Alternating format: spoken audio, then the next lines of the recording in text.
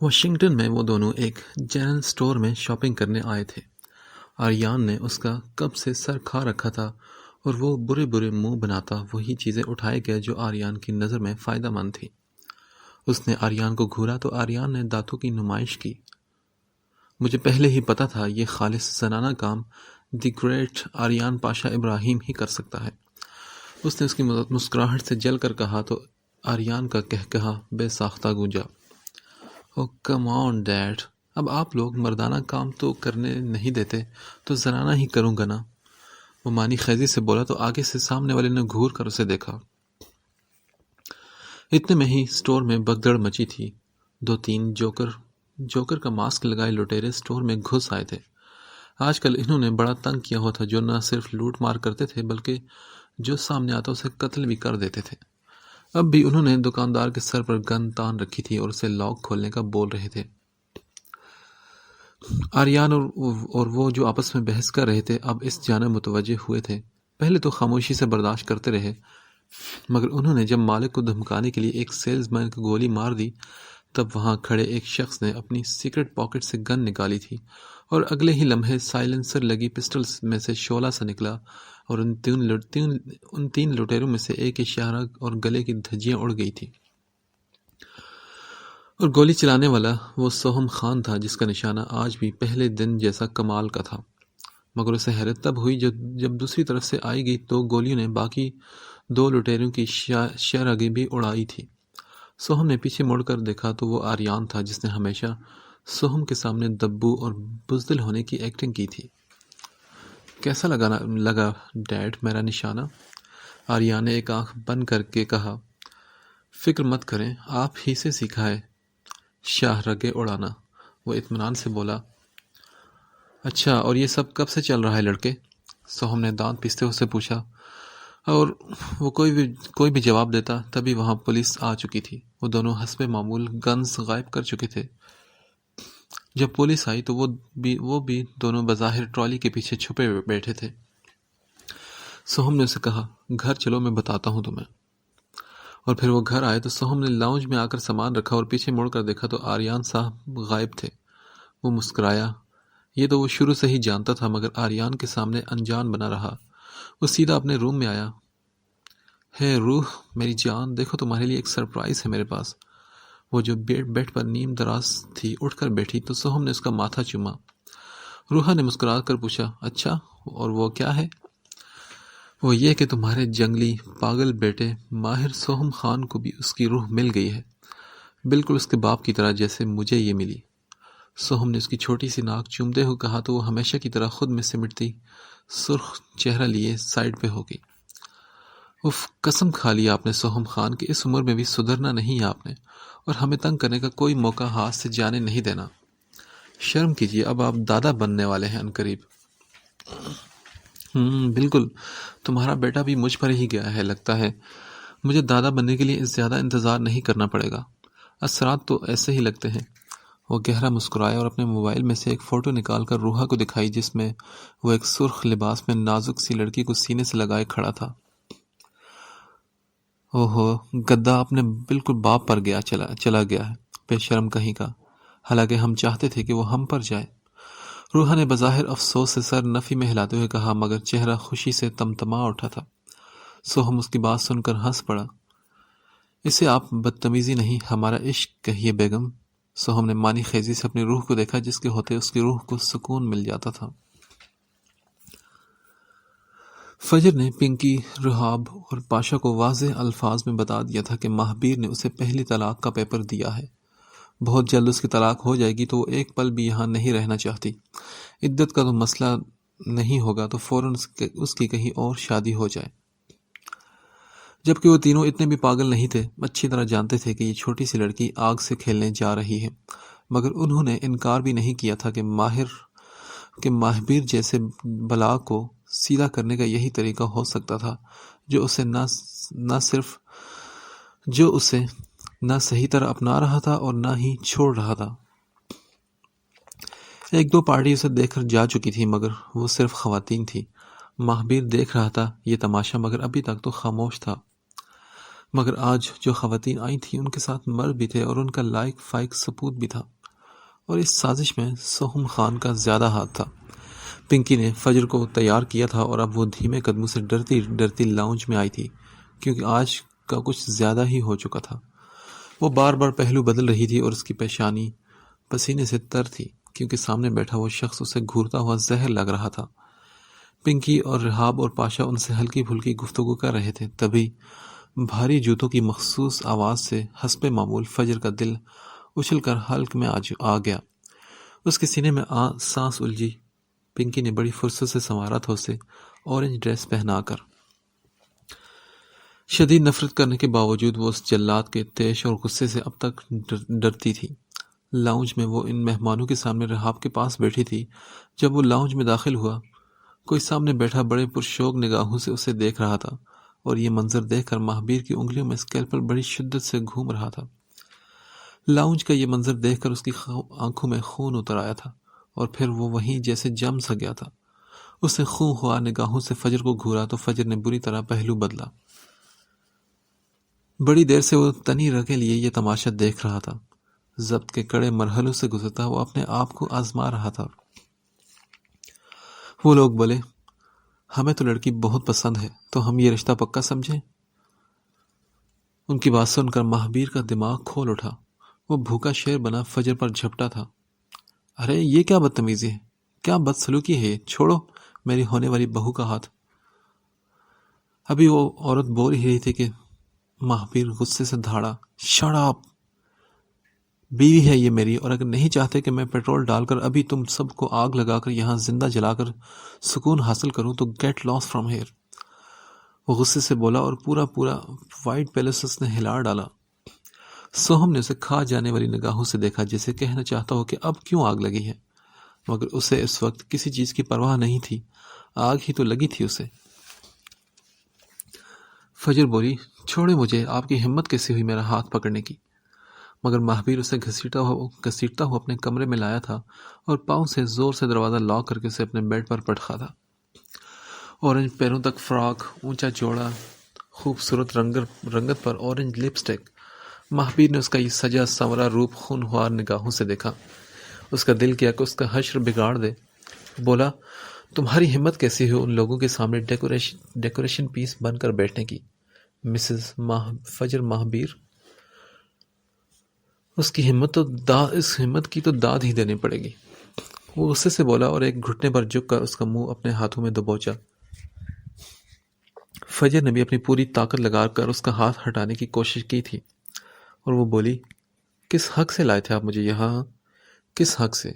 کیا یہ تماشا بہت کم وقت رہ گیا ہے نا اس نام کے رشتے سے چھٹکارے گا، تو اب کیوں ایسا کیا آپ نے؟ وہ بھی غصے سے بولی، اور شاید غلطی کی اس نے کہ اس زخمی شیر کو اپنے الفاظ سے اور زخمی کر رہی تھی۔ تبھی وہ پیچھے ہٹا اور اپنی شرٹ کے بٹن کھولنے لگا۔ یہ کیا کر رہے ہیں آپ؟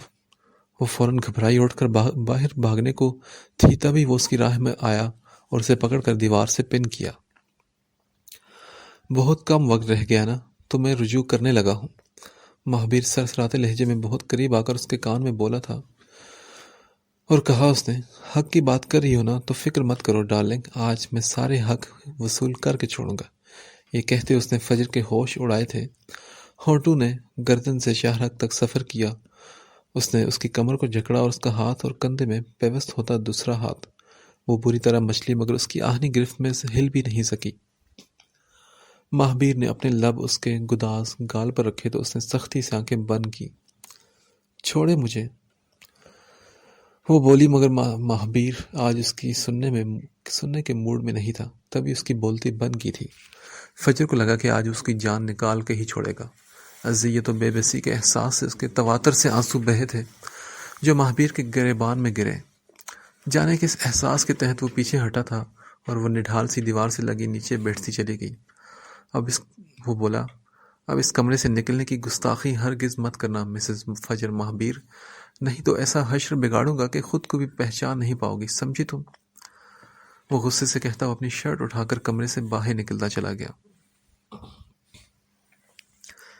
جیکے اور سوہم ایشان کے سرہانے بیٹھے تھے۔ جس کی اب کی بار طبیعت لمبے ہی عرصے کے لیے خراب ہوئی تھی۔ اب وہ بھی نڈھال سا تکیے کے ساتھ لگا نیم دراز تھا۔ جے کے اور سوہم اسے الیزے والی بات بتانا نہیں چاہتے تھے جو اب چپکے چپکے اپنے ٹکٹس وغیرہ کا بندوبست کرتی پھر رہی تھی، مگر وہ یہ بھی نہیں جانتے تھے کہ ایشان بھی باخبر ہے، کیونکہ بابو اسے فون پہ سب کچھ بتا چکا ہے۔ جبران اسے سوپ پلا رہا تھا۔ وہ بولا، یار جلدی جلدی ٹھیک ہو جاؤ، ابھی تو تم سے ضروری کام ہے اور تم ابھی سے بستر پر لگے بیٹھے ہو۔ جبران نے اسے کہا تو ایشان نے چونک کر اسے دیکھا اور بولا، واٹ؟ وہ کیا؟ جلدی بتاؤ جے کے۔ ایشان کو تجسس ہوا تو جبران بولا، پہلے جلدی سے ٹھیک تو ہو جاؤ۔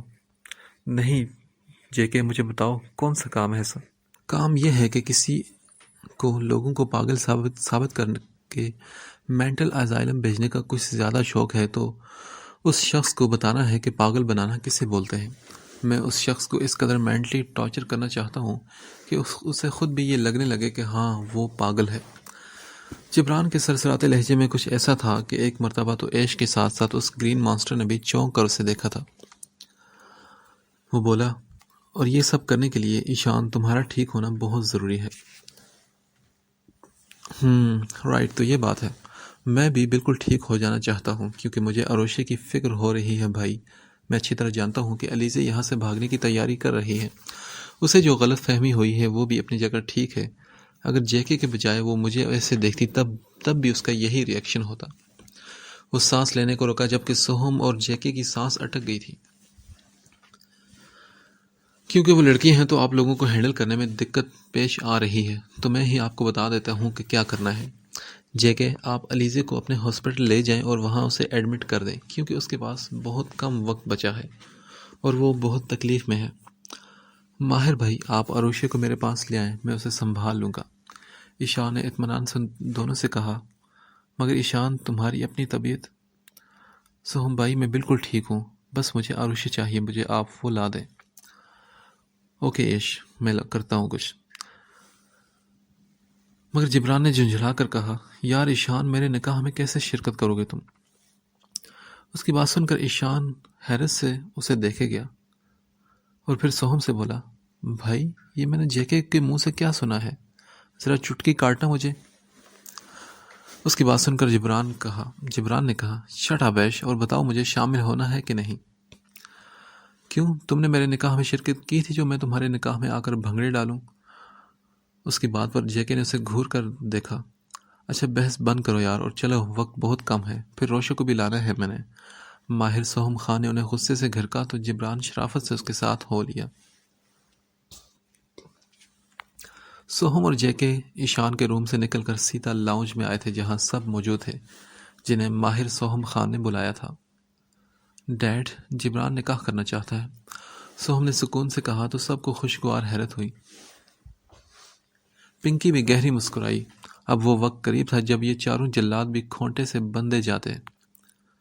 واؤ ماہر، تم نے جیکے کا ہی نام لیا ہے نا؟ پاشا نے اسے چھیڑا۔ کم آن ڈیڈ، جلدی کریں، ہم نے نکلنا ہے۔ وہ جھمتا ہو نگاہوں کا زاویہ بدلتا بولا تو پاشا اور رحاب اٹھ کر اپنے روم میں چلے گئے تیار ہونے کے لیے۔ پنکی نے بھی اس بات میں سر ہلایا کہ وہ تیار ہے۔ تم لوگ جاؤ، میں سب کے ساتھ آتا ہوں۔ مہابیر میرے ضروری کام سے گیا ہے، وقت پر پہنچ جائے گا، سوہم نے کہا تو وہ وائٹ پیلس سے نکلتا چلا گیا تھا۔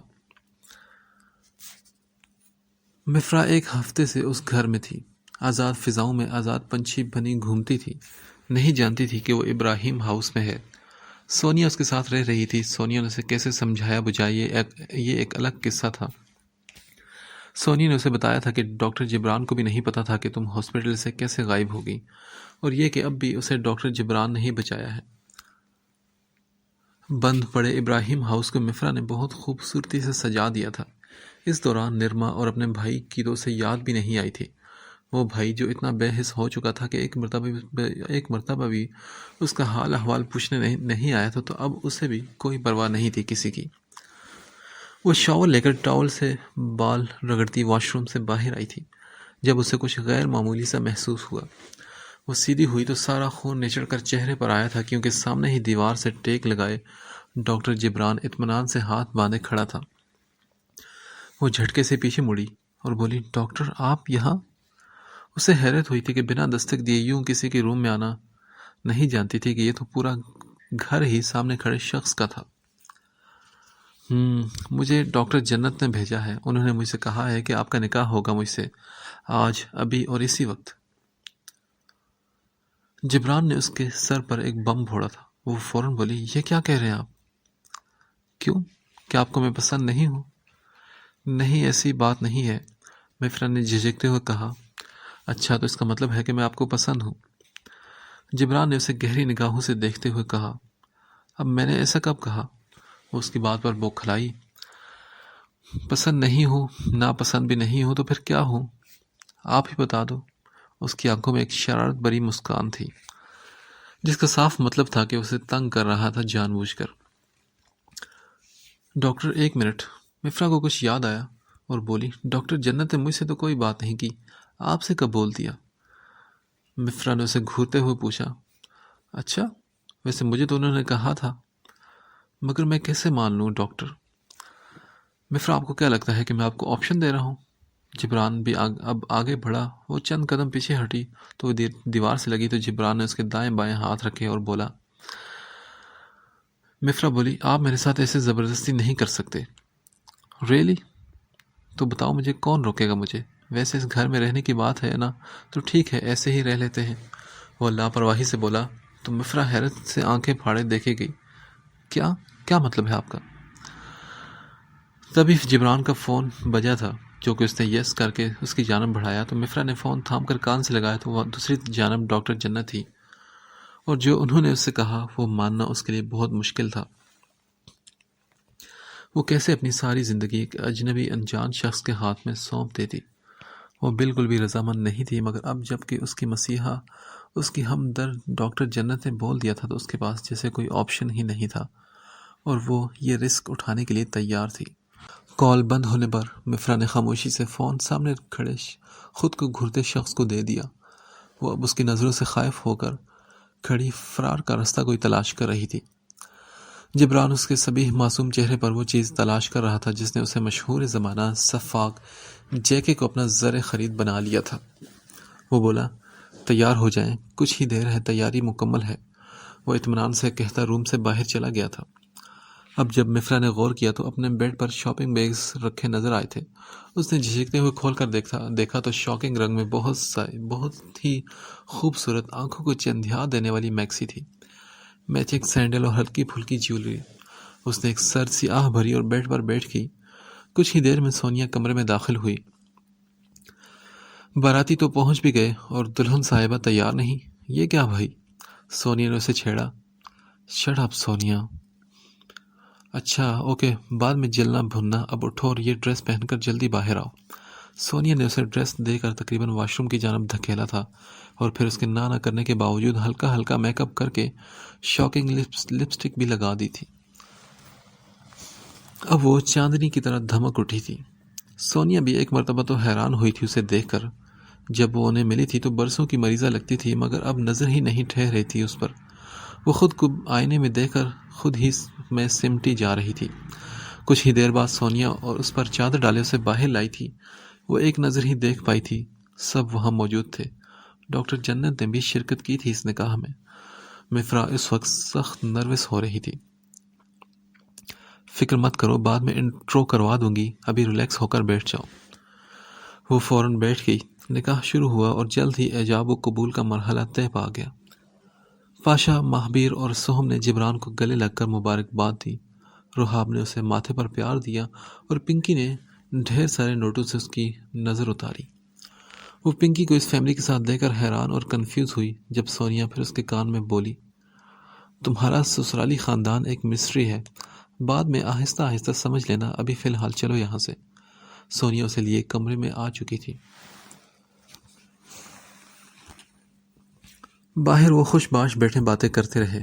آج سے کئی سال پہلے بھی وہ سبھی یوں ہی خوش باش تھے۔ سوہم خان کا بیٹا ماہر، پاشا کی بیٹی میرال، راسم کی بیٹی دانیہ، اور کچھ ہی عرصے بعد ماہبیر پیدا ہوا۔ ابھی کبیر کے پاس کوئی اولاد نہیں ہوئی تھی، لیکن 5 سال بعد ان کے ہاں جبران اور ایشان اور پاشا کے ہاں آریان نے جنم لیا۔ ماہر، دانیہ اور میرال 15 سال کے تھے اور ماہبیر 14 سال کا۔ جب ان کے خلاف ایک بہت بڑی سازش رچی گئی، اور وہ سازش رچنے والی کوئی اور نہیں، جنہیں وہ دردناک موت مار چکے تھے، بادشاہ کا بیٹا چیمہ منیر بادشاہ، ڈیفنس منسٹر اور ہیلتھ منسٹر شامل تھے، جن کی غداری کے ثبوت جلادوں نے اکٹھے کیے تھے اور ان کا مکروہ چہرہ چیف جسٹس آف پاکستان کے سامنے بے نقاب کیا تھا۔ انہی دشمنوں کی سازشوں اور ملی بھگت سے ان پر بہت بڑا حملہ ہوا تھا اور بظاہر جلادوں کو شکست ہوئی۔ اس سازش اور حادثے میں راسم اور فانیہ کی ڈیتھ ہو گئی۔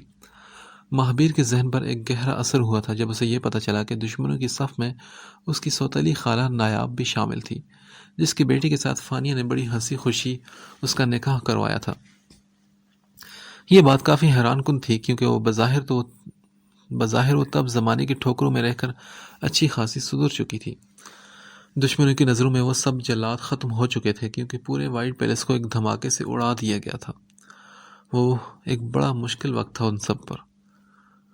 وہ سب امریکہ میں چھپے رہے۔ پاشا نے بڑی مشکل سے اپنے خاندان کو سنبھالا تھا۔ اس حادثے میں روحا کو اتنی چوٹ لگی تھی کہ وہ کافی سال کوما میں رہی، جبکہ ریشما، پنکی اور باقی ان کی شاگردیں اتنے عرصے حویلی میں بی جان کے اور فجر کے پاس رہیں۔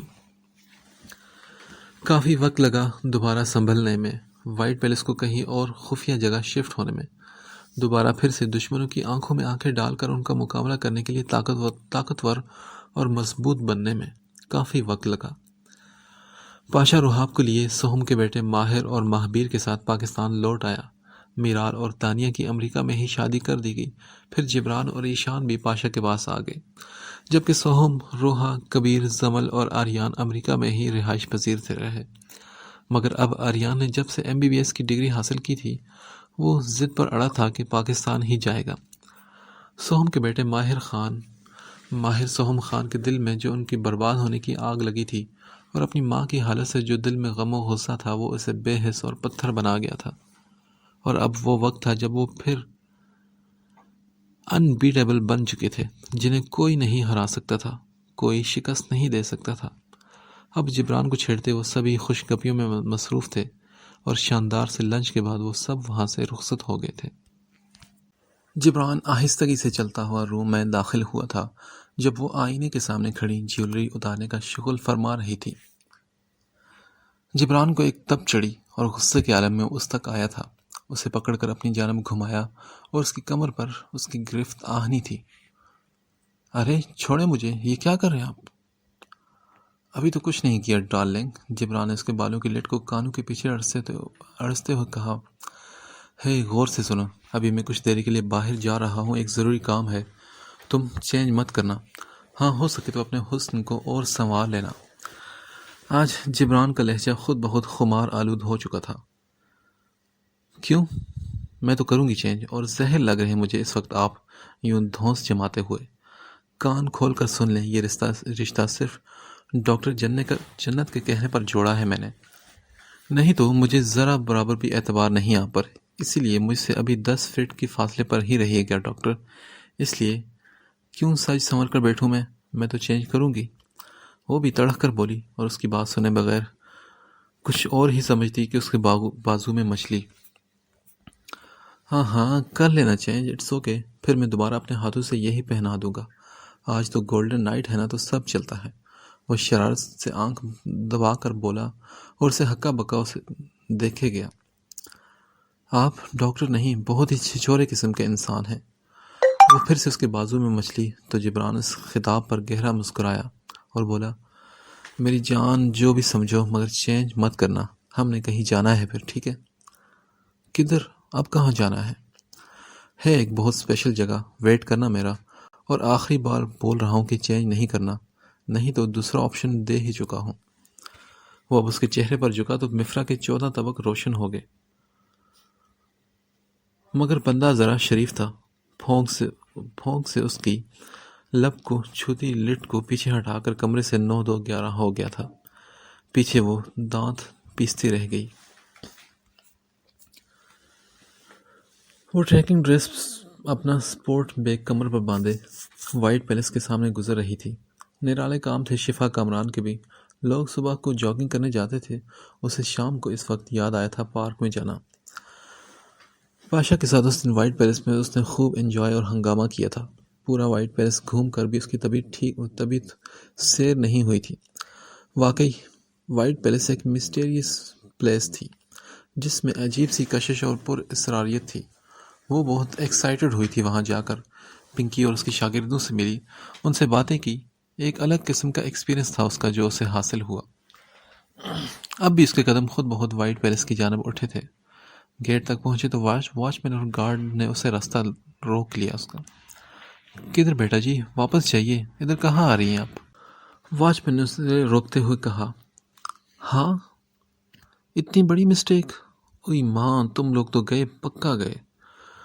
شفا کامران اس وقت ایک ڈرامہ کوئین بن کر الگ ہی دہائیاں دینے لگی تھی۔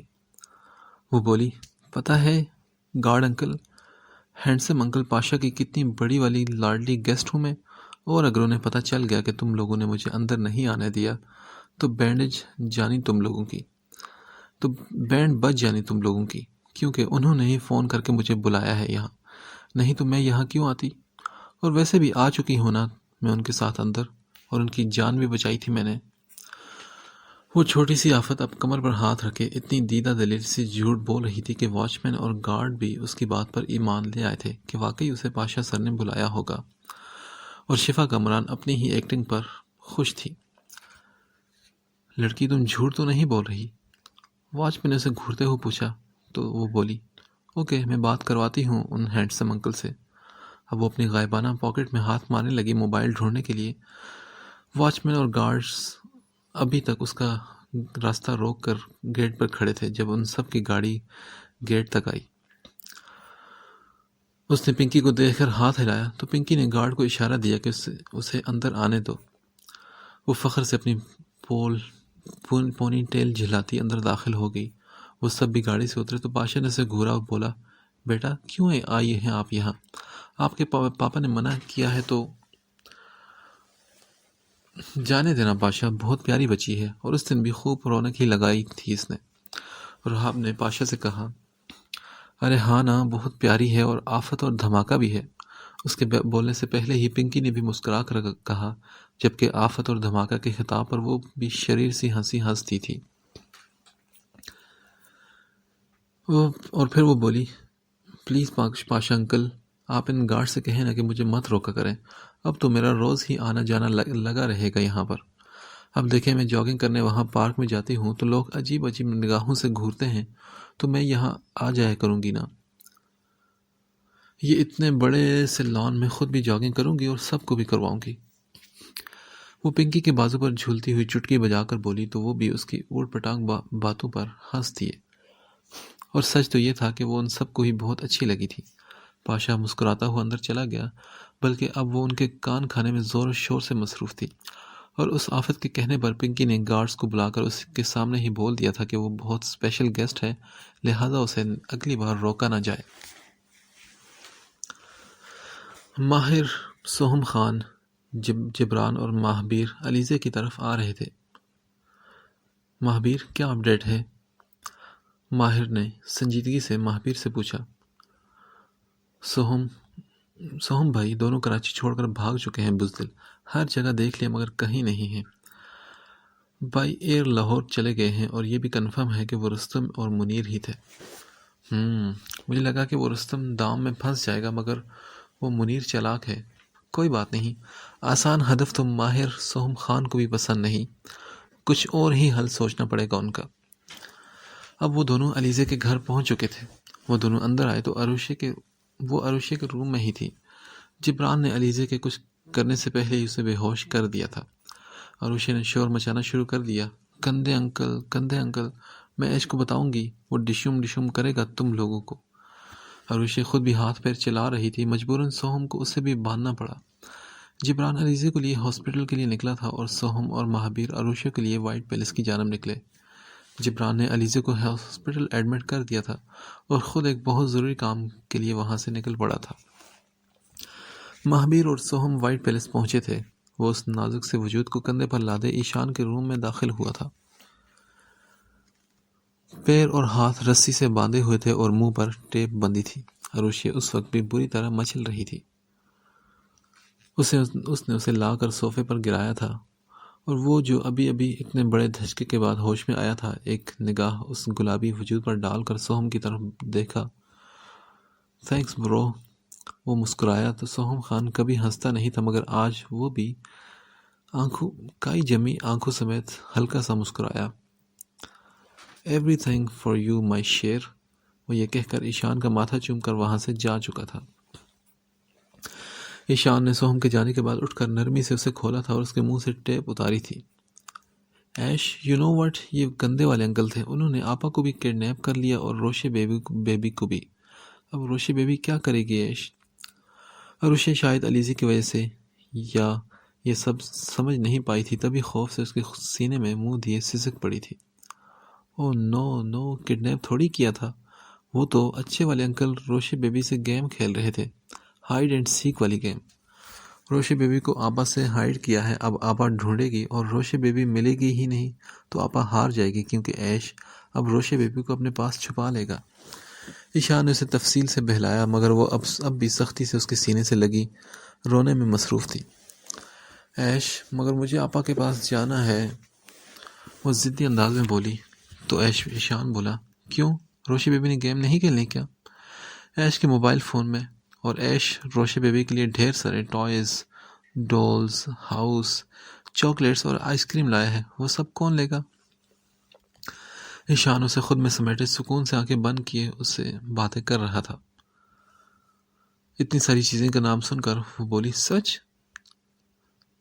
بٹ آپا، وہ جاب پر ہے نا تو آ جائے گی، آؤ میں روشے بیبی کو اس کا ڈول ہاؤس دکھاتا ہوں۔ ایشان اس کا ہاتھ تھامے کمرے سے ملحقہ کمرے میں آیا، جہاں فی الوقت روشے بیبی کے لیے ٹوائز اور ڈول ہاؤس موجود تھا۔ وہ سب کچھ دیکھ کر خوشی سے کلیپنگ کرتی ہوئی اچھل پڑی اور بولی، او یس۔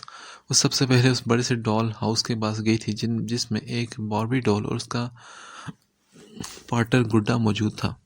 وہ کافی دیر ادھر کھیلتی رہی، پھر ایشان نے اسے چاکلیٹ کھلائی۔ اب کافی رات ہو چکی تھی، مگر روشے بیبی ایسی ایکسائٹڈ تھی کہ کسی اور چیز کا ہوش ہی نہیں رہا تھا، اسی لیے ایشان نے وہی کھانا منگوا کر اسے کھلایا اور میڈیسن دی، اور پھر بولا، روشے بیبی اب بس کرو، ناؤ کم ٹو سلیپ۔ وہ ہنوز کھیلنے میں ہی مصروف تھی تو ایشان نے اسے ٹوک دیا، مگر وہ بولی، نو ایش، ابھی نہیں۔ ایشان کے فون پر کال آئی تو وہ سننے کے لیے ٹیرس پر چلا گیا۔ 5 منٹ بعد واپس آیا تو اس کی ہنسی چھوٹ گئی، کیونکہ وہ کارٹون جیسی لڑکی وہیں کارپٹ پر نیند سے بحال ہوئی تھکن سے چور چور ہو کر سو چکی تھی۔ وہ آگے بڑھا اور اسے اٹھا کر بیڈ پر اپنے پہلو میں لٹا کر اس کے اوپر کمفرٹر درست کیا۔ اب وہ اس کے قریب ہی لیٹ چکا تھا۔ وہ اس کے معصوم چہرے کو دیکھا گیا اور جھک کر عقیدت سے اس کے ایک ایک نقش کو چوما۔ اس کے پرتپش لمس کا اعجاز تھا کہ وہ ہلکی سی اپنے آنکھیں نیم واک کر کے اسے دیکھنے لگی اور سمجھنے لگی کہ اس کے پاس کون ہے۔ پھر اس نے دیکھا کہ وہ ایشان تھا۔ وہ اسے ٹائٹلی ہگ کرتی اس کی گردن میں منہ دے گئی تھی، شاید کہنا چاہتی تھی کہ ڈونٹ ڈسٹرب می، لیکن وہ خود تو سو گئی تھی، مگر ایشان کی جان اس کے لبوں پر لے آئی تھی، کیونکہ اس کی پیشانی پسینے سے تر ہو چکی تھی۔ ایشان نے بھی نرمی سے اس کے کمر کے گرد بازو باندھ لیے تھے۔ یو نو واٹ روشے بیبی، جانتی ہو سب حقوق رکھتا ہوں اور چاہوں تو حاصل کر سکتا ہوں، مگر یہ میری تمہارے لیے بے تحاشا محبت اور کہر ہے کہ جانتا ہوں ابھی نہ تم اس رشتے کو سمجھ پاؤ گی اور نہ ہی تمہارا دماغ یہ سب تسلیم کر پائے گا، اور نہ ابھی تم میں اتنی ہمت ہے کہ ایشان کبیر ابراہیم کی محبت کی شدتیں برداشت کر سکو۔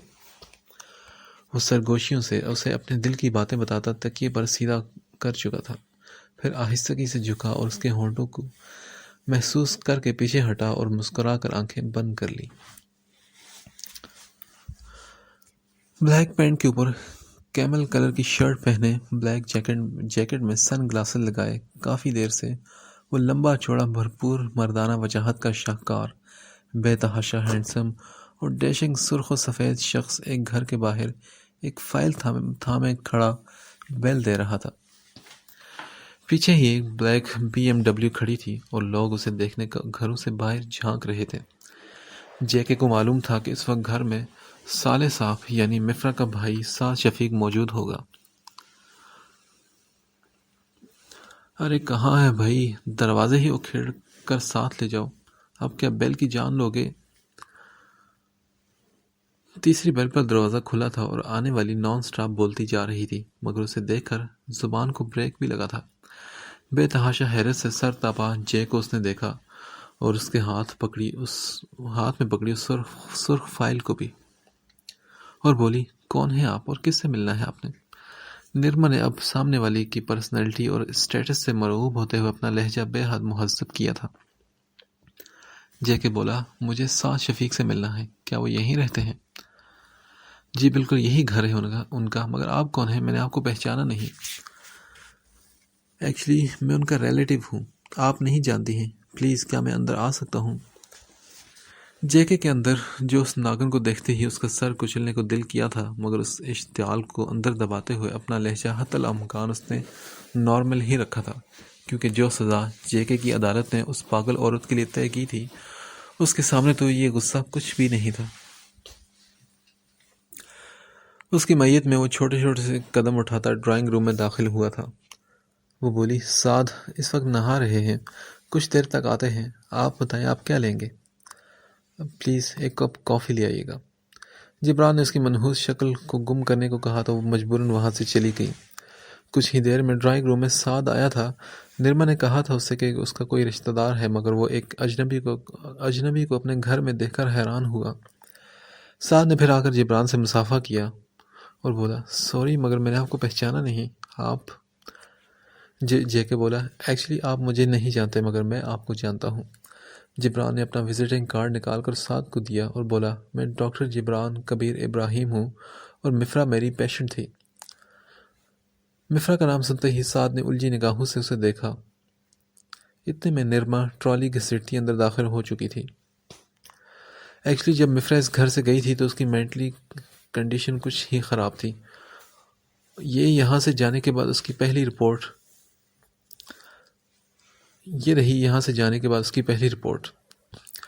مفرا کے نام پر نرما کو بھی سام سونگ گیا تھا، جبکہ سعد اب دلچسپی سے وہ رپورٹ دیکھنے لگا اور توجہ سے جبران کی بات بھی سننے لگا۔ جبران بولا کہ اسے جس مینٹل ہاسپٹل میں لے جایا گیا تھا وہ بدنام ترین مینٹل ہاسپٹل تھا، جس میں مفرا کو جان بوجھ کر مزید پاگل ہونے کی میڈیسن دی جا رہی تھی۔ یہ وہ رپورٹس ہیں، اور پھر وہاں سے اسے لاہور میں کسی ریڈ لائٹ ایریا میں بھی بیچنے کی کوشش کی گئی۔ جبران اب اسے اطمینان سے بتاتا سن گلاسز کے پیچھے سے نرما کا دھواں ہوتا چہرہ دیکھ رہا تھا۔ نرما بولی، لیکن ڈاکٹر ہم آپ کی باتوں کو سچ کیسے مان لیں؟ جبران اب اس کی حالت سے ہنس اٹھاتا گہرا مسکرایا تھا اور بولا، اس USB ڈرائیو میں اس بیٹ کی ویڈیو اور آڈیو موجود ہے جس میں یہ سب ریکارڈنگ موجود ہے۔ جے کے نے وہ ڈرائیو ٹیبل پر رکھی۔ اب تو نرما کا چہرہ خوف سے نیلا پڑ چکا تھا، کیونکہ یقیناً اس قیمتی گفتگو میں کہیں نہ کہیں اس کا نام بھی لیا گیا ہوگا۔ نہیں ابھی نہیں ناگن، ابھی تو رکو، کھیل تو ابھی باقی ہے۔ جبران نے دل ہی دل میں اسے مخاطب کیا، مگر اپنی بہن کے متعلق ایسی گندی گفتگو کوئی بھی بھائی نہیں سننا چاہے گا۔ بہرحال وہ ہاسپٹل سیل ہو چکا ہے اور مفرا ہمارے ہاسپٹل میں علاج کے لیے آئی ہے۔ اس فائل میں اس کی اب تک کی سب رپورٹس ہیں اور آپ دونوں کو یہ جان کر بے تحاشا خوشی ہوگی کہ وہ مکمل طور پر صحت یاب ہو چکی ہے۔ جبران نے ان کے سر پر ایک اور بم پھوڑا تھا۔ سعد تو یہ خبر سنتے ہی خوشی سے نہال ہو گیا، جبکہ نرما کا چہرہ دیکھنے لائق تھا۔ جے کے بولا، بلکہ آپ لوگوں کو ایک اور خوشخبری بھی سنانی ہے میں نے، اور وہ خوشخبری یہ ہے کہ جب وہ ہاسپٹل آئی تو شروع دن سے مجھے اس کی معصومیت نے اٹریکٹ کیا اور مجھے اس سے شدید قسم کی محبت ہوگی۔ ہم تو اسے بے یار و مددگار سمجھتے رہے۔ ہماری ایک سینئر ڈاکٹر جنت نے آج ہی ہمارا نکاح کروایا ہے اس سے، اور یہ ہمارے نکاح کے پیپر۔ جبران نے اب صحیح معنوں میں نرما کے اوپر جیسے تیل ڈال کر آگ لگائی تھی۔ وہ بولا، کیونکہ پولیس نے آج ہی اس دوسرے ہاسپٹل کا ریکارڈ ہمیں دیا پیشنٹس کے لواحقین کو ڈھونڈنے کے لیے، تو مجھے مفرا کی فائل میں سے ادھر کا ایڈریس ملا، اس لیے میں یہاں پر چلا آیا۔ اچھا، اور ہم کیسے مان لیں کہ تم بھی ایک ڈاکٹر ہو؟ تم بھی تو کوئی بہریوں پہ ہو سکتے ہو، نرما نے فوراً کہا، کیونکہ اسے یہ کیسے گوارا ہو سکتا تھا کہ اس کی دشمن کے نصیب میں ایک ہارٹ سرجن امیر و کبیر ڈاکٹر لکھا جائے۔ اس کا دل کیا کہ اپنے بال ہی نوچ ڈالے۔ شٹ اپ نرما، کیا بکواس کر رہے ہو؟ سب سے پہلے ڈاکٹر نے آ کر اپنا آئیڈینٹی کارڈ اور وزٹنگ کارڈ ہی دکھایا ہے مجھے، اور یہ جس ہاسپٹل کا یہ کارڈ دکھا رہے ہیں وہ پاکستان کے بڑے ہاسپٹل میں سے ایک ہے۔ سعد بھی غصے سے بولا تو نرما کو چپ ہونا پڑا، جبکہ جبران گہرا مسکرایا۔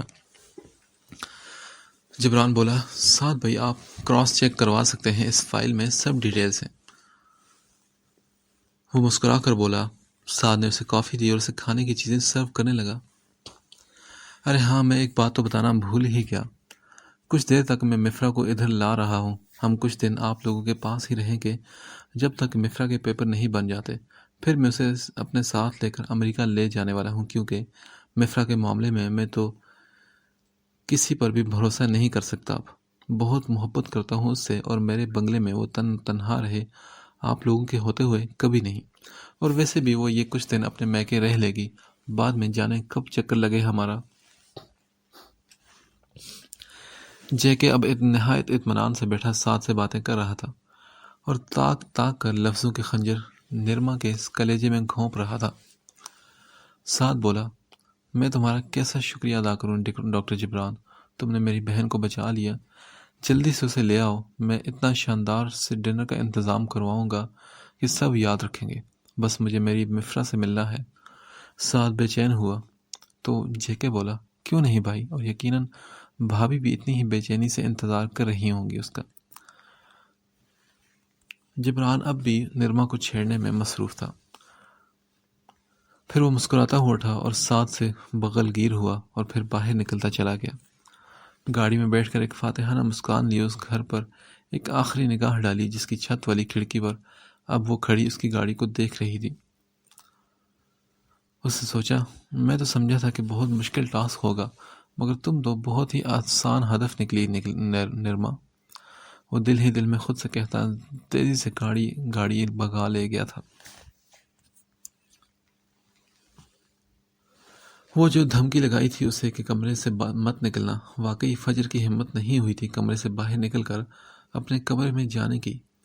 جس قدر وہ غصے سے آؤٹ آف کنٹرول ہوتا بول کر گیا تھا، مگر وہ نازک جان یہ بھی تو کہاں برداشت کر سکتی تھی کہ اب اسے اس سڑیل کے ساتھ رہنا پڑے گا۔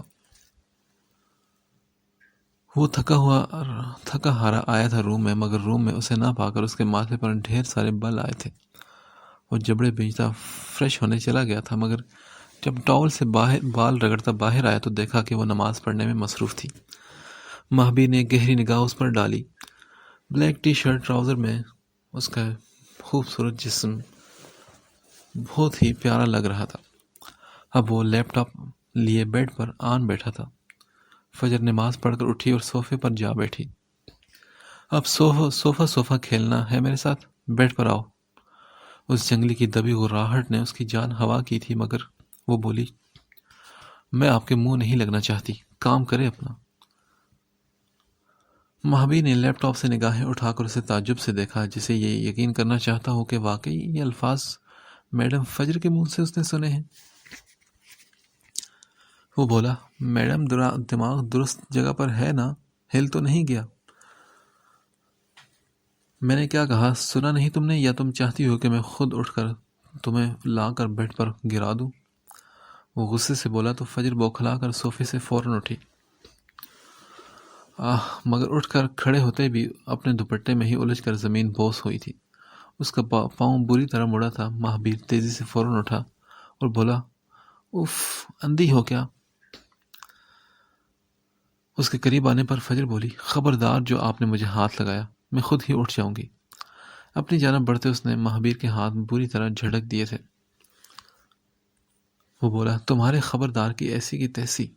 مہابیر نے دانت بیستے اس کے کمر میں ہاتھ ڈال کر اسے جھٹکے سے اٹھا کر بیڈ پر بٹھایا تھا۔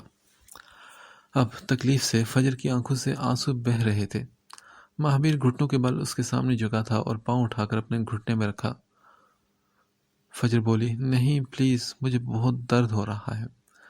وہ تکلیف سے رونے لگی اور پاؤں پیچھے کھینچنے کی کوشش کی، مگر وہ بولا، جانتی ہو تمہاری فراک کی کمر پر سے زپ ابھی تک کھلی ہے، اپنا ڈریس سنبھالنے کی بھی تمیز نہیں ہے تمہیں۔ ابھی میں نے دیکھا، کوئی اور دیکھ لیتا تو۔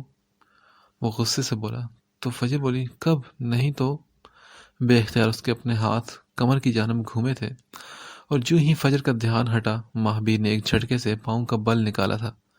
وہ فوراً چلا اٹھی۔ مہابیر نے دانتوں تلے لب دبا دیا۔ Idiot stupid girl. پھر وہ اٹھ کر اسے سیدھا کرتا ہوا بیڈ پر لٹایا اس نے۔ تو وہ بولی آپ ایک نمبر کے جھوٹے اور لوفر انسان ہیں۔ اور مہابیر جو اس کے پاؤں پر اب منہ کریم لگا کر گرم پٹی باندھ رہا تھا ایک نگاہ اس پر ڈالی اور پھر پٹی جب باندھ چکا تو یکدم اس کی کمر میں ہاتھ ڈال کر جھٹکے سے زپ کھولی تھی اور بولا کب جھوٹ بولا ہے میں نے؟ ہاں اب دیکھو کھلی ہے۔ اس کے چہرے کے بہت قریب اس کی آنکھوں میں آنکھیں ڈال کر اس نے کہا، جو اب ہکا بکا منہ کھولے اس کا منہ دیکھ رہی تھی۔ اور پھر وہ بولی بہت بڑے چھچورے انسان ہیں آپ۔ وہ بچوں کی طرح کمفرٹر کو نوچ رہی تھی ایسے جیسے کہ سامنے والے کا منہ نوچ رہی ہو۔ مہابیر کا چہرہ بھی ہنسی ضبط کرنے کے چکر میں لال ہو چکا تھا۔ وہ بولا تھینکس تعریف کرنے کے لیے۔ ڈھیٹ بنے مہابیر کو اسے جلا کر اور تپا کر بہت مزہ آ رہا تھا۔ جب بی جان کے پاس تھی تو اسے اس کے دور جانے سے جھنجھلاتی تھی، اب اس کے قریب آنے سے وہ پاگل ہو رہی تھی تو وہ کیوں موقع ہاتھ سے جانے دیتا اسے غصہ دلانے کا۔ وہ اطمینان سے اپنی سائڈ آ کر آنکھیں بند کر کے لیٹ گیا تو فجر بھی دانت پیستی ہوئی دوسری جانب رخ کیے جھنجھلا کر لیٹ چکی تھی۔ مہابیر نے آنکھیں کھول کر اسے دیکھا اور گہرا مسکرایا اور پھر بولا زپ کھلی ہے تمہاری۔ اس نے اسے مزید چھیڑنے کی کوشش کی تو وہ جھنجھلا کر سیدھی ہوئی تھی۔ دل کیا کہ پاس کھڑے شخص کا منہ توڑ دے۔ وہ بولی آپ کو کیا تکلیف ہے؟ مائنڈ یور اون بزنس، چپ چاپ سو جائیں۔ وہ کمفرٹر میں سے بھوکی شیرنی کی غراہٹ پر اش اش کر اٹھا تھا اور اب واقعی تو اسی میں عافیت جانی کہ چپ چاپ کروٹ بدل کر آنکھیں بند کر لی جائے۔ آزادی کیا ہوتی ہے؟ آزاد فضاؤں میں سانس لینا کسے کہتے ہیں رواحہ کو یہ اب پتہ چلا تھا، کیونکہ وہ اپنے اپارٹمنٹ کے باہر سمندر کنارے پانی سے کھیلتی اب منی کے اوپر شرار سے پانی گرا رہی تھی اور اس کی کھلکھلاہٹیں اپنی عروج پر تھیں۔ ان 4-5 دنوں میں اس نے جیسے اپنی 18 سال کی زندگی جی لی تھی۔ 2-3 اور جگہوں پر بھی منی اسے لے جا چکی تھی اور آج انہوں نے شاپنگ کرنے بھی جانا تھا جس کے لیے وہ اور بھی زیادہ خوش تھی۔ وہ اچھی طرح جانتی تھی کہ اس کے لیے یہ سب وہ کر رہا ہے۔ اس دن کے بعد وہ اس کے سامنے نہیں آیا تھا مگر وہ جانتی تھی کہ وہ اسے دیکھا کرتا ہے۔ وہ اب بلیک روم کے بجائے منی کے ساتھ والے روم میں رہ رہی تھی۔ وہ لاؤنج اور کچن میں ہر جگہ آزادی سے گھومتی۔ وہ بہت خوش تھی مگر یہ نہیں جانتی تھی کہ یہ خوشی کتنے کم وقت تک کے لیے ہے۔ اس کے پاس ایک غموں کا طوفان آنے والا ہے جو اس سے سب چھین لے جائے گا، سب کچھ۔ وہ سی وی اوپر ایک دوسرے کے اوپر پانی اچھال رہی تھی جب 2 گاڑیاں وہاں آ کر رکی اور ان میں سے ایک گاڑی میں سے رستم کے خاص وفادار بندے ٹونی کو نکلتے دیکھ کر رواحہ کا چہرہ خوف سے سفید پڑا تھا۔ وہ لوگ بہت جلد ان کے سر پر آن پہنچے تھے اور آتے ساتھ ہی اس نے منی پر فائر کیا تھا۔ ایک شعلہ سا منی کے آر پار ہوا تھا۔ رواحہ کی دل دوز چیخیں سمندر کی لہروں سے ٹکرا کر واپس آئیں۔ ٹونی نے اسے گاڑی میں دھکیلا اور دونوں گاڑیاں وہاں سے سن سے نکلی تھیں۔ رواحہ نے دھاڑے مار مار کر روتے ایک آخری نظر منی کو مرتے دیکھا اور ایک الوداعی نگاہ اپارٹمنٹ پر بھی ڈالی تھی۔ وہ ابراہیم ہاؤس آیا تھا اور حسب توقع وہ اس شاکنگ میکسی میں جھنجھلائی سی صوفے پر بیٹھی تھی، بلکہ اس کی ہدایت پر سونیا نے کچھ اور اس کی نوک پلک سنوار دی تھی جس سے اس کا حسن تو آتشہ ہو چکا تھا۔ وہ مسکراتا ہوا روم میں آیا اور بولا لیٹس گو ڈیئر وائفی۔ جبران نے اس کی جانب ہاتھ بڑھایا تو اس نے پہلو بدلا۔ کدھر؟ آؤ تو صحیح، ایک سرپرائز ہے تمہارے لیے، مگر مجھے آپ کے ساتھ کہیں نہیں جانا۔ وہ اس پر رتی برابر بھی بھروسہ نہیں کر پا رہی تھی۔ مگر میں تو لے جاؤں گا نا، چاہے اٹھا کر ہی کیوں نہ لے جانا پڑے۔ وہ اطمینان سے بولا میں آپ کی دھمکیوں سے ڈرتی نہیں۔ وہ بھی اپنا لہجہ پرسکون کرتی بولی تھی مگر اگلے ہی پل اس کا یہ سکون بھگ سے اڑا تھا جب جبران نے اس کے بہت قریب آ کر اچانک جھٹکے سے اسے بازو میں بھر لیا۔ یہ کیا کر رہے ہیں آپ؟ چھوڑیں مجھے، میں خود چلتی ہوں۔ میں اپنی وائف کو یہ بتا رہا ہوں کہ میں خالی دھمکی نہیں دیتا، میں کر کے بھی دکھاتا ہوں۔ اوکے ٹھیک ہے نا، مجھے اتاریں، مجھے پتہ چل گیا ہے، میں خود چلوں گی آپ کے ساتھ۔ وہ رونے والی ہوئی، مگر بندہ تھوڑا شریف ہونے کے ساتھ ساتھ ڈھیٹ بھی واقع ہوا تھا۔ تبھی اسے لیے باہر تک آیا، لا کر گاڑی کی فرنٹ سیٹ پر بٹھایا اور مسکرا کر اس کا پھولا ہوا منہ ملاحظہ کیا۔ ڈرائیونگ سیٹ پر بیٹھ کر گاڑی سٹارٹ کی، ایک نظر اپنے پہلو میں دوڑائی، جانے کیسے مگر ساتھ بیٹھی لڑکی خون بن کر اب اس کی رگوں میں دوڑنے لگی تھی۔ اسے تو پتہ ہی نہ چلا کہ کب اسے محبت ہوئی۔ لاکھ جھٹپٹایا، اپنے احساسات سے انکاری ہوا، مگر دل تھا کہ محبت کے آگے جھک چکا تھا، سر تسلیم خم کر چکا تھا، تبھی اسے اپنا بنا کر ہی سانس لیا تھا۔ گاڑی جس کا گھر کے آگے کھڑی ہوئی تھی، اب مفرا پھٹی پھٹی آنکھوں سے اسے دیکھے گئی۔ وہ بولا، سب بھول جاؤ اور اپنے بھائی کا سوچو، جو اب دنیا میں واحد خونی رشتہ ہے تمہارا، اور وہ تمہارے پیرنٹس کی جگہ ہے۔ تمہارا بھائی تمہیں پاگلوں کی طرح ڈھونڈتا رہا ہے اس دوران۔ جبران نے اسے سمجھاتے ہوئے ان بہن بھائیوں کا پیچ اپ کرانے کے لیے اینڈ پہ جھوٹ بھی بولا۔ گاڑی کی آواز سن کر سعد بھی باہر نکل آیا تھا۔ جلدی سے آگے بڑھ کر اس نے دروازہ کھولا اور مفرا کو کھینچ کر اپنے سینے سے لگایا۔ کہاں چلی گئی تھی میری گڑیا؟ تمہیں پتہ ہے کہ یہ تمہارا بھائی تمہارے لیے کس قدر پریشان رہا؟ میں روز وہاں تم سے ملنے آتا رہا، مگر مجھے یہ کہہ کر ملنے نہیں دیا جاتا تھا کہ تمہاری طبیعت مجھے دیکھ کر اور بگڑ جائے گی۔ سعد اب رو رہا تھا اور اس کے یہی آنسو ساری ناراضگی دھو گئے تھے مفرا کی۔ وہ بھی رو پڑی تھی۔ نرما اس کے پیچھے ہی کھڑی بہن بھائی کا یہ میلو ڈرامہ دیکھ رہی تھی۔ مفرا کا سجا سنورا خوبصورتی کی اعلیٰ مثال لیے ہوئے روپ وہ بغور دیکھ رہی تھی، مگر دن کے مقابلے میں اب اس کے چہرے پر کافی سکون تھا، یعنی وہ اپنے آپ کو سنبھال چکی تھی اور نئے سرے سے سازشیں رچانے کے لیے تیار تھی۔ ارے ہٹے بھی سعد، مجھے بھی تو ملنے دیں اس سے۔ کیسی ہو مفرا؟ وہ سعد کو پیچھے ہٹاتی اس کی جانب بڑھی تو مفرا کا حل کڑوا ہوا، مگر اس کی یہ مشکل بھی جبران نے حل کی۔ فوراً مفرا کی کمر کے گرد بازو ڈال دیے۔ چلے نا بھائی اندر، بہت بھوک لگی ہے، اور سچ میں تو بہت ایکسائٹڈ ہوں بھابھی کے ہاتھ کا کھانا کھانے کے لیے۔ وہ اسے لیے سعد کے ساتھ اندر کی جانب بڑھ گیا تو نرما شعلے برساتی آنکھوں کے ساتھ انہیں گھورے گئی۔ رات کا گہرا اندھیرا چاروں اور پھیل چکا تھا، اور یہی اندھیرا اس کی دنیا میں بھی ہلچل مچا چکا تھا۔ رواحہ جو گاڑی میں بیٹھی اپنی قسمت پر بلک بلک کر رو رہی تھی اور سخت مزاحمت کر رہی تھی۔ اگر رستم کی کمزوری نہ ہوتی تو اب تک ٹونی اسے ادھیڑ کر رکھ دیتا۔ رستے انجان تھے، وہ کس کو مدد کے لیے پکارتی؟ تبھی ٹونی نے لیپ ٹاپ جس میں رستم کی ویڈیو کال آ رہی تھی آن کر کے اس کے سامنے کیا تو اس کا چہرہ خوف سے سفید پڑتا گیا۔ چندا میری جان، واہ واہ واہ، تمہاری ہمت کی تو داد دینی پڑے گی ویسے مجھے۔ تمہیں کیا لگا کہ مجھ سے جان چھوٹ گئی تمہاری؟ بولتی کیوں نہیں؟ نہیں رستم، بولتے ہوئے رواحہ کی سانس اٹک چکی تھی۔ کیسے بولتی؟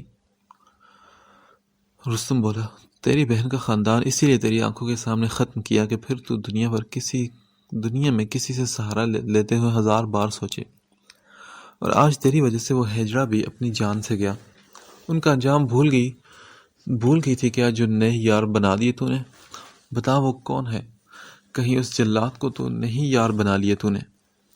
تو سوچ بھی نہیں سکتی کہ اسے کتنی بری موت دوں گا میں، تیری آنکھوں کے سامنے ٹکڑے ٹکڑے کر کے کاٹ کر پھینک دوں گا۔ رواحہ پھٹی پھٹی آنکھیں لیے بس نفی میں سر ہلاتے گئی۔ نہیں میری چندا، تجھے پتہ ہے تیرے لیے دنیا میں صرف ایک ہی مرد ہے اور وہ میں ہوں، سمجھی کہ نہیں؟ اس کی باتیں سن کر رواحہ نے زور سے آنکھیں بند کر لی تھی۔ وہ بولا، امید کرتا ہوں کہ جیسی گئی تھی ویسی ہی میرے پاس آؤ تم، نہیں تو اس کے ٹکڑے کر کے پھینکوں گا اور تجھے بھی تیزاب میں نہلا دوں گا۔ اب بول اپنے منہ سے کہ تو صرف رستم کی ہے، ایک طوائف، تو میری رکھیل بنے گی ساری زندگی کے لیے، بول۔ رستم کا بس نہیں چل رہا تھا کہ اسکرین سے باہر نکل کر اس کا گلا دبوچ لے۔ وہ بولی، میں صرف رستم کی ہوں۔ وہ چہرہ چھپا کر پھوٹ پھوٹ کر روئی تھی، جبکہ یہ سن کر رستم کے چہرے پر خباثت بھری ہنسی چھائی تھی۔ اتنی بے بسی، اس قدر ذلت، اس نے 1000 بار کی سوچی ہوئی بات اب سوچی کہ کاش وہ پیدا ہوتے ساتھ ہی مر جاتی، یا کم از کم اتنی ذلت بھری زندگی سے بہتر تھا کہ اب تک مر جاتی۔ تبھی گاڑی اچانک ایک جھٹکے سے رکی تھی کیونکہ اگلی گاڑی بھی بیچ سڑک رک چکی تھی۔ ٹونی کو کچھ غیر معمولی سا محسوس ہوا تو وہ گاڑی سے باہر آیا، مگر سامنے ہی ایک بڑی گاڑی بیچ سڑک کے کھڑی تھی اور اس سے ٹیک لگائے کھڑے 4 لمبے چوڑے آدمی جن کے چہرے رومال سے بندھے ہوئے تھے، اور خاص بات یہ تھی کہ ان میں سے ایک سبز آنکھوں والے شخص کی آنکھوں سے جو شعلے نکل رہے تھے، اس نے ان گاڑی سے نکلنے والے رستم کے سب کتوں میں گھبراہٹ پیدا کر دی تھی۔ ٹونی نے فوراً پسٹل نکال کر فائر کرنا چاہا مگر اس کی کلائی کی دھجیاں اڑ گئی تھی۔ جو فائر کرنا چاہ رہا تھا ان کی کلائیوں کے ساتھ یہی سلوک ہوتا جا رہا تھا جبکہ وہ چاروں اب بھی اطمینان سے سامنے ہی کھڑے تھے۔ پھر ان میں سے کافی سارے غنڈے ان چاروں کی جانب لپکے، مگر وہ نہیں جانتے تھے کہ وہ اپنی موت کو آواز دینے جا رہے ہیں۔ اور پھر حسب معمول اپنے کٹے پھٹے اعضاء لیے سڑک پر پڑے تھے وہ سب۔ مہابیر نے ٹونی کے ماتھے پر اپنی گن تانی جب گرین مانسٹر دھاڑا۔ رکو مہابیر، مجھے یہ شخص زندہ چاہیے۔ مہابیر اسے گھسیٹتا ہوا وہاں سے لے جا چکا تھا۔ اب راستہ کلیئر تھا، ان کے بندوں نے سڑک بھی کلیئر کرنی شروع کر دی تھی۔ گرین مانسٹر پھر گاڑی تک آیا اور فوراً ڈور اوپن کیا۔ رواحہ اچھل کر دوسرے دروازے سے سہم کر لگی ہوئی تھی۔ رواحہ باہر آؤ۔ وہ اپنا لہجہ حتی الامکان نرم کرتا رہا، مگر گرین مانسٹر کا غصہ آؤٹ آف کنٹرول ہی ہو رہا تھا۔ تبھی تو سڑک پر خون کی ندیاں بہا دی تھی اس نے، کیونکہ وہ تو چہرہ چھپائے دبک کر بیٹھی تھی، اس لیے دیکھ ہی نہیں پائی کہ کیا کیا ہوا ہے یہاں۔ نہیں، مجھے واپس جانا ہے، نہیں آنا باہر، وہ مجھے مار دے گا۔ وہ بہت کھو چکی تھی، اپنوں کو بہت سہ چکی تھی۔ اب اس کی وجہ سے اس کی زندگی، اس کی محبت کو ایک خروش بھی آتی، یہ کیسے گوارا کرتی؟ اپنی ذات کا رون دیا جانا اسے گوارا تھا، مگر اپنی آنکھوں کے سامنے اس پر ایک آنچ بھی آتی تو کیسے سہ پاتی وہ؟ بس اسی سوچ نے اس کے جسم سے جیسے روح کھینچ لی تھی۔ اس کے منہ سے یہ گوہر افشاں سن کر اب تو اس گرین مانسٹر کا دل کر رہا تھا کہ وہاں موجود ہر چیز کو جلا کر بھسم کر دے، مگر اس نے خود پر کنٹرول کیا اور بولا، روح باہر آؤ، میں نے کہا نا کوئی کچھ نہیں کرے گا۔ نہیں، منی بھی مر گئی، وہ آپ کو بھی نہیں چھوڑے گا۔ توڑ کر جملے ادا کرتی وہ سفید پڑ چکی تھی اور آنسو روانی سے بہہ رہے تھے اس کے۔ کچھ نہیں ہوا منی کو، ٹھیک ہے وہ بالکل، اب آ جاؤ باہر۔ نہیں، آپ جھوٹ بول رہے ہیں، منی کو تو مار دیا تھا اس نے میرے سامنے۔ اور اب سوہم کی بھی بس ہو چکی تھی، اپنے ہر لفظ کے ساتھ وہ پاگل لڑکی اس کی روح تک کو گھائل کی جا رہی تھی۔ وہ جو نہیں چاہتا تھا کہ اس سے زور زبردستی کرے، مگر وہ اسے مجبور کر چکی تھی اور اس کا دماغ گھما چکی تھی۔ اس گاڑی میں بیٹھی وہ یہ سب کہتی وہ اسے کانچ کی طرح چپ رہی تھی۔ تبھی وہ فوراً دوسری جانب آیا، جھٹکے سے دروازہ کھولا اور اسے بازو سے دبوچ کر باہر نکالا، مگر اور زیادہ پینک ہوئی تھی۔ تبھی اس کا گریبان پکڑ کر چلائی تھی، سمجھ نہیں آ رہی ہے آپ کو؟ مجھے جانا ہے واپس، نہیں رہنا یہاں۔ میں ایک منحوس ہوں، جہاں جاتی ہوں وہاں بس موت آ جاتی ہے۔ وہ مار دے گا سب کو، آپ کو بھی۔ جانے دے مجھے پلیز۔ روح سٹاپ دس نانسنس یار، اب اگر ایک لفظ بھی اور منہ سے نکالا تو بہت برا پیش آؤں گا۔ وہ اس سے بازو سے پکڑتا جھنجھوڑتا ہوا بولا، مگر اس کے رونے میں اضافہ ہی ہوا تھا۔ اس کے دل و دماغ پر اس بات کا گہرا اثر ہوا تھا، تبھی تو وہ اتنی پینک ہو رہی تھی۔ اور اب جب اس نے بولنے سے منع کر دیا تو مزاحمت کر دی اپنے آپ کو چھڑواتی وہ زور زور سے انکار میں سر ہلا رہی تھی۔ آخری مرتبہ کے طور پر سوہم نے گردن سے پکڑ کر ایک مخصوص اس کی نفس دبائی تو وہ ہوش و حواس سے بیگانہ ہو کر اس کے سینے سے آ لگی تھی۔ اسی دوران گاڑی میں پڑے لیپ ٹاپ پر ویڈیو کال بلنک کرنے لگی۔ گرین مانسٹر نے اسے سینے سے لگائے اطمینان سے اب لیپ ٹاپ نکال کر گاڑی کے بونٹ پر رکھا، اپنا چہرہ رومال سے ڈھانپا۔ رواحہ کو بازو میں اٹھا کر اب اس کا چہرہ اپنی گردن میں دیا تھا اور پھر ویڈیو کال اس نے ریسیو کی۔ لے جائیں گے دل والے دلہنیاں لے جائیں گے۔ آس پاس کوئی تھا نہیں۔ رات کے گہرے سناٹے میں ایک دل جلانے والی انتہائی خوبصورت بھاری اور سرسراتی آواز چاروں اور گونجی تھی۔ گاڑی کی ہیڈ لائٹس میں جو منظر رستم نے اسکرین پر دیکھا، مزید جو بھسم کرتی آواز سنائی دی، وہ اسے جلتے کوئلوں پر گھسیٹنے کو کافی تھی، جبکہ ان سبز آنکھوں سے نکلتے شعلے دیکھ کر اس کی ریڑھ کی ہڈی میں سرسراہٹ ہوئی تھی۔ وہ بولا، اے جلاد، نیچے اتارو اسے، نہیں تو میں… شٹ اپ رستم، صرف بھونکنے والے کتے ہو تم۔ میں تو بول کر آیا تھا کہ مرد کے بچے ہو تو لے جانا اسے، مگر تم تو ادھر ہی بیٹھے بھونک رہے ہو۔ خیر، اب دوبارہ بول رہا ہوں کہ ایک ہی مرد کے بچے ہو تو آؤ اور لے جاؤ اسے۔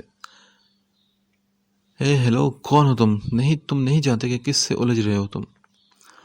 میں جانتا ہوں، تبھی تمہاری بزدلی پر یقین ہے۔ اچھا ٹھیک ہے، نکاح میں انوائٹ کر رہا ہوں، ضرور آنا، اور بہن کو دعاؤں تلے رخصت کرنا میرے ساتھ۔ کیا بکواس کر رہے ہو تم؟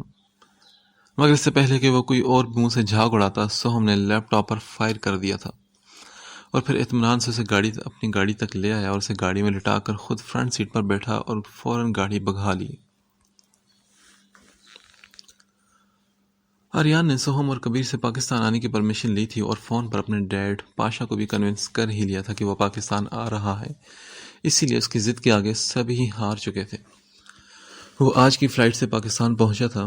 راستے بھر وہ اپنی اگلی زندگی کے بارے میں سوچتا گیا۔ وہ بالکل اپنے بھائی ماہر سوہم خان جیسا بننا چاہتا تھا شروع دن سے۔ وہ اس کا رول ماڈل تھا۔ گھر پہنچ چکا تھا اور دور ہی سے وہ اس پرشکوہ سی عمارت کو دیکھ کر ہنسنے لگا۔ بلا شبہ وہ ایک مسٹیریس عمارت لگتی تھی۔ آریان بہت ایکسائٹڈ تھا۔ وائٹ پیلس کا طویل ترین لان عبور کر کے اب لاؤنج میں ہی داخل ہوا تھا جب ایک عورت کی آواز سنائی دی۔ ہے یو، کہاں منہ اٹھائے آ رہے ہو تم؟ کس کی پرمیشن سے؟ شکل سے تو کوئی چور ڈاکو نہیں لگتے، مگر کرتوت بالکل ایسے ہی ہیں۔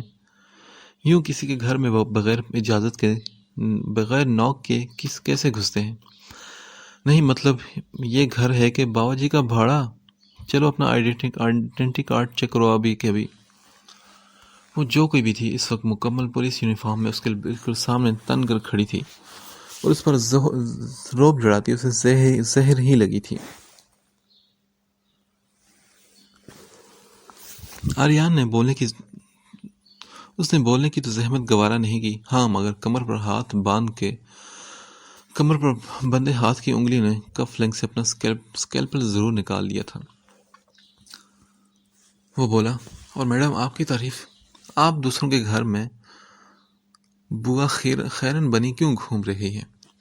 آریان کے سرسراتے لہجے میں شفا نے بڑی بڑی آنکھیں سکیڑ کر اس لمبے چوڑے شخص کو دیکھا تھا جو اپنے بارے میں بتانے کے بجائے الٹا اسی سے سوال پوچھ رہا تھا۔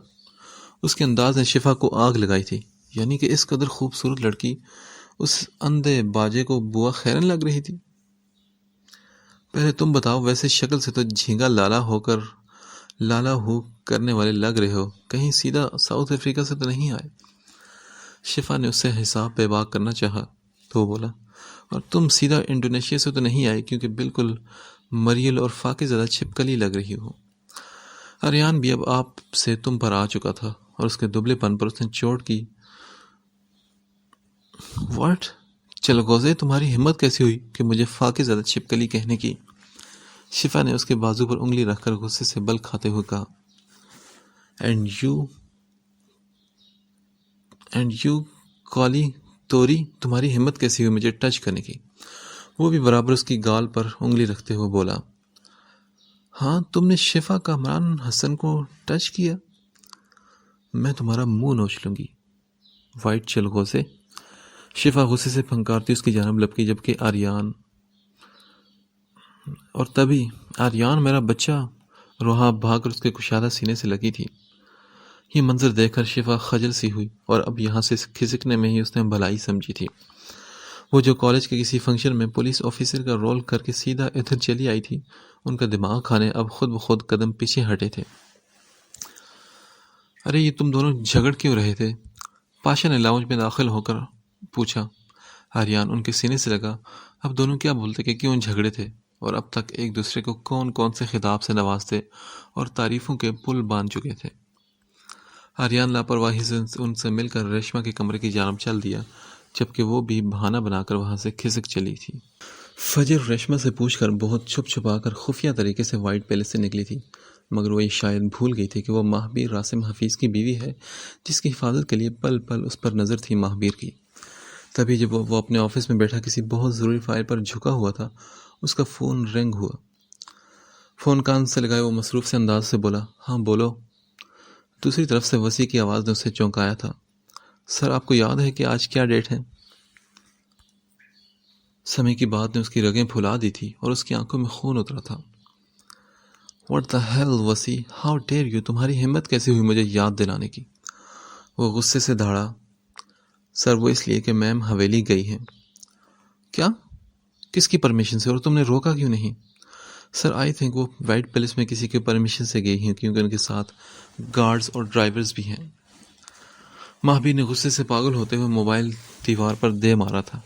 اب جب کہ اس سے یہ تدارک ہو چکا تھا کہ وہ اس کی زندگی کا حصہ ہے اور نہیں رہ سکتا اس کے بغیر، اب جب کہ ان میں سب ٹھیک ہونے لگا تھا تو ایک مرتبہ پھر فجر ابراہیم اس کی روح کو کچوکے لگا گئی تھی۔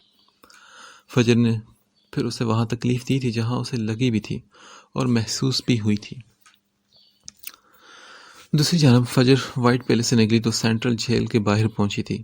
کچھ ہی دیر کے انتظار کے بعد وہ عمر رسیدہ سے جھکے کندھوں کے ساتھ عمر قید کاٹ کر جیل سے باہر آئی تھی۔ ماں، کپ کپاتے لبوں سے تڑپ کے ساتھ لفظ ادا ہوا اور اس کی روح تک بے چین ہوئی۔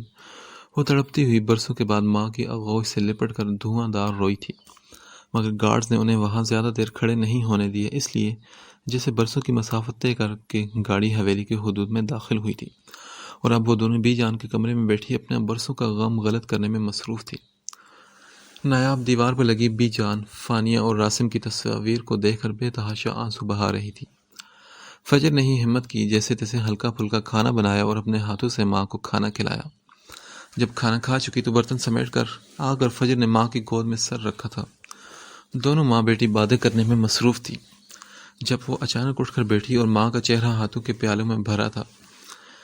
نایاب کی آنکھوں میں برسوں کا درد، تھکن، بے بسی اور تکلیف تھی۔ امی، مجھے کیوں لگتا ہے کہ آپ اس جرم کی سزا بھگت کر آئی ہیں جو آپ نے کیا ہی نہیں؟ صرف ایک بیٹی کو ان کی آنکھوں میں سچائی نظر آتی ہے۔ فجر نے اچانک نایاب کا ہاتھ اپنے سر پر رکھا، وہ جو اسے ڈالنے کو کچھ بہانہ بنانے والی تھی، لب وہیں خاموش ہو گئے۔ فجر بولی، آپ کو میری قسم ماں، سچ سچ بتائیں کہ ہوا کیا تھا، کیسے ہوا؟ ہم سب تو اتنا خوش تھے، تو پھر؟ نایاب نے بے بسی سے اپنی بیٹی کا زرد چہرہ دیکھا تھا۔ وہ بولی، ہاں ہم بہت خوش تھے۔ زمانے نے اپنی ٹھوکروں پر مجھے رکھا تو سمجھ آئی کہ بی جان اور فانیہ ہی بس میرے ساتھ مخلص تھی۔ انہوں نے ہی مجھے سہارا دیا تھا، میں ان کے ساتھ ایسا کرنے کا سوچ بھی نہیں سکتی تھی۔ تمہارا اور مہابیر کا نکاح کر کے ہم کتنے خوش تھے۔ وہ تمہیں لے کر بہت ٹچی تھا، کسی کو تمہارے قریب نہیں آنے دیتا تھا، بس ہر وقت تمہیں خود میں الجھائے رکھتا تھا کہ تم کسی اور سے دوستی نہ کر لو۔ نایاب دور کہیں خوبصورت ماضی میں کھو گئی تو فجر کے چہرے پر ایک تلخ سی مسکراہٹ ابھر کر معدوم ہوئی، جسے وہ ماں سے چھپا گئی۔ بیٹے، مہابیر تمہارے بارے میں بے حد جنونی تھا، تبھی میں نے فانیہ اور راسم بھائی نے تم دونوں کا نکاح کر دیا، مگر پھر ایک طوفان آیا اور اپنے ساتھ سب کچھ بہا کر لے گیا۔ پتہ نہیں اتنی سیکورٹی میں وہ درندہ تمہیں کیسے اٹھا کر لے گیا۔